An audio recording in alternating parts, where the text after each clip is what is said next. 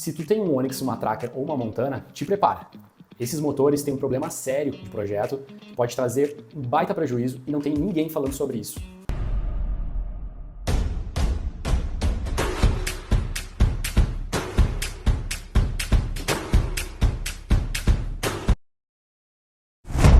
Tem dono de Onix, Tracker e Montana que está gastando 30 mil num problema que a GM sabe que existe, mas não te contou. O pior é que isso pode acontecer muito antes do que tu imagina. Fica comigo que eu vou te mostrar como identificar esse problema antes mesmo de acontecer. Se tu caiu de paraquedas aqui, seja bem-vindo ao canal Compra Segura Sem Ferrugem. Aqui eu te mostro os problemas crônicos na prática e te ajudo a não cair em cilada na hora de comprar teu carro. Então te inscreve no canal, ativa o sininho e bora direto pro assunto. A GM veio com a ideia brilhante de colocar uma correia dentada de borracha banhada a óleo dentro do motor. A ideia e o projeto é para que ela durasse 15 anos ou 240 mil quilômetros, né, no caso dos motores 1.0.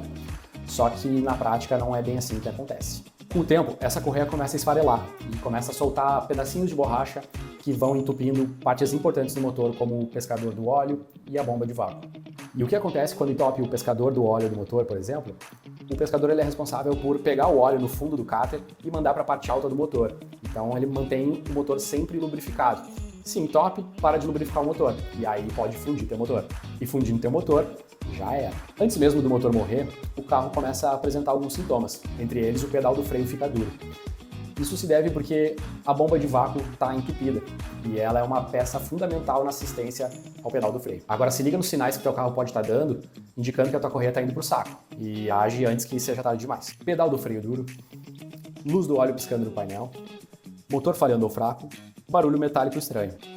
Pedal do freio duro é um dos primeiros sinais que acontece. A luz do óleo piscando no painel ou a luz da injeção acesa. Se isso acontecer, corre para a oficina, chama o guincho, porque pode ser um claro sinal de que o pescador já está entupido e não está mandando óleo e lubrificação para a parte alta do motor. Se o motor estiver falhando ou fraco, pode ser que já tenha parado a lubrificação do motor há um tempo e está começando a travar o motor. Aí pode ser tarde demais. Se tu estiver sentindo esse sintoma, liga para o guincho e manda direto para a oficina também.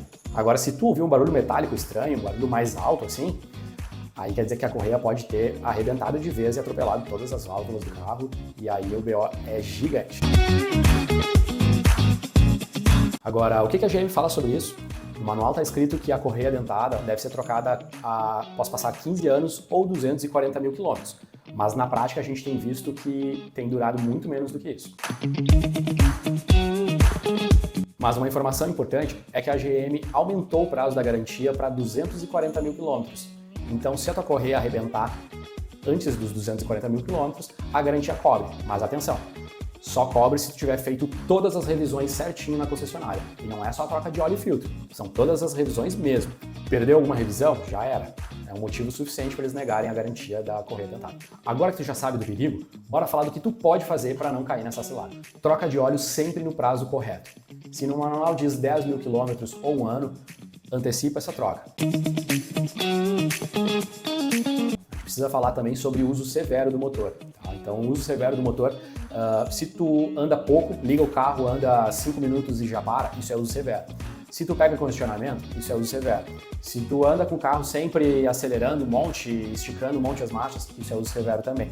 Então, assim, trânsito intenso, trajetos muito curtos, ou trajetos que fica usando o RPM muito alto, né, aceleração muito alta, todos esses são enquadrados como uso severo. Então a gente sugere antecipar essa troca. Se diz 10 mil quilômetros no manual, antecipa para metade. 5 mil quilômetros faz as trocas e as revisões. E se diz ali 15 anos, antecipa para 7 anos. Uma informação importantíssima. Tem que usar o óleo exatamente correto, exatamente a especificação que diz no manual. Tá? Não é usar qualquer óleo, o óleo que o mecânico disser. Tem que usar exatamente aquela especificação. E a especificação não é só a viscosidade do óleo. A viscosidade, para quem não sabe, é aquelas números e letras que tem bem grandes na embalagem do óleo, né? Por exemplo, 0W20 no caso do motor 1.0 aspirado do Onix e 5W30 no caso do motor turbinado, né, do Onix, da Tracker e da Montana. Não é só isso que tem que cuidar também o resto da especificação. No caso, a GM recomenda o Acedelco Dexus 1 Gen 3, tá? Esse óleo ele tem propriedades específicas para não deteriorar a borracha. Então, não basta só tu usar a viscosidade correta, como tem que usar exatamente a especificação correta. Se tu for comprar um carro usado, que a gente pega muito no nosso pacote de compra ou nas nossas vistorias avulsas, tu tem que conferir se foi feita a revisão sempre em dia e com o óleo correto. Então, o primeiro passo, né, verificar se todas as revisões estão na concessionária e foram feitas em dia. Se não foi feito em concessionária, se foi feito com um mecânico particular, tem que ter comprovação de todas as revisões que foram feitas e do óleo que foi usado. Se foi usado um óleo com especificação diferente, já era. Descarta esse carro e parte para o próximo, porque a chance de dar um BO é muito grande.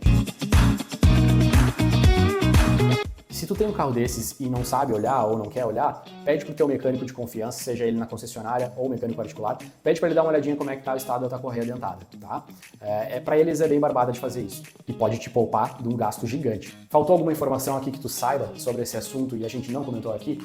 Bota aqui nos comentários pra gente falar no próximo vídeo, beleza? Valeu! No próximo vídeo eu vou te falar sobre 5 carros que só desavisado compra. Então fica ligado que esses vídeos podem salvar o teu bolso.